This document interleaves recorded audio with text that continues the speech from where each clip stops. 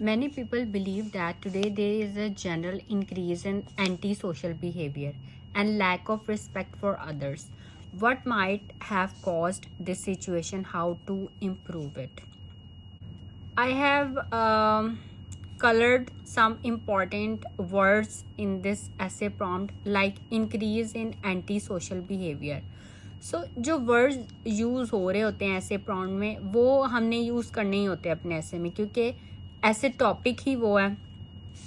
तो अगर आप रेपिटिशन करेंगे इन वर्ड्स की, like you can if you will copy paste this exact statement as in the essay prompt, तो अब आप जो है अपने डिजायर्ड बैंड स्कोर्स नहीं ले सकते. You have to paraphrase by using synonyms and topic related vocabulary words. अब ये जो स्टेटमेंट है, increase in anti social behaviour. While paraphrasing in introduction we have written growth in the anti-social behavior. मतलब increase को हमने replace कर दिया with growth. तो आपने भी इसी तरह synonyms यूज़ करने हैं या topic related vocabulary words use करके तो paraphrasing करनी है. अब ये जो introduction है ये first impression है हमने examiner, तो ये आपने बहुत ही अच्छा लिखना है. बाकी ऐसे भी आपने बहुत अच्छा लिखना है, लेकिन इसमें paraphrasing आपकी बहुत अच्छी होनी चाहिए. ठीक है, आपने वर्ड्स को चेंज करना है, आपने कॉपी पेस्ट नहीं करना. ठीक है, रेपिटिशन नहीं करनी वर्ड्स की.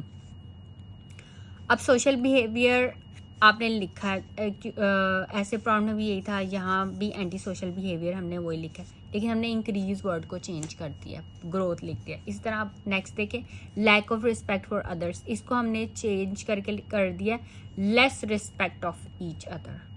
ठीक है, इसी तरह what might have caused this situation. अब ये क्वेश्चन है, इसको हमने मतलब हमने अपने इंट्रोडक्शन में ही ये बता देना होता है कि हम क्या लिखने लगे हैं, हमारा क्या पॉइंट ऑफ व्यू है. मतलब आपने क्वेश्चन का आंसर करना है. अब इतनी स्टेटमेंट को हमने ये पैराफ्रेज किया, अब हमने इसका आंसर देना है. What might have caused this situation, उसके लिए हमने लिखा है this essay intends to analyse some causes of this phenomena. Situation को हमने फिनोमिना कर दिया एंड कॉज्ड को कॉजेस कर दिया. अब इसका जो आंसर है हाउ टू इम्प्रूव इट, उसका हमने आंसर कैसे किया, and suggest some ways to ameliorate the situation. ठीक है, तो मतलब हमने इस फुल ऐसे प्रॉम्प्ट को इस इंट्रोडक्शन में हमने आंसर कर दिया कि हम अब अपने आगे ऐसे में क्या लिखने लगे, अपने बॉडी पैराग्राफ्स में क्या लिखने लगे. ठीक है, इसी तरह अब ये जो वर्ड है, ये जो स्टेटमेंट है increase in anti social behaviour, तो यहाँ पे हमने वर्ड यूज़ किया ब्रीड्स का. पहले हमने कौन सा वर्ड यूज़ किया था, ग्रोथ का. Breeds anti social behaviour. ठीक है, और lack of respect for others के लिए पहले तो हमने यूज़ किया था less respectful of each other, और कंक्लूजन में हमने लिखा है mutual lack of respect in today's times.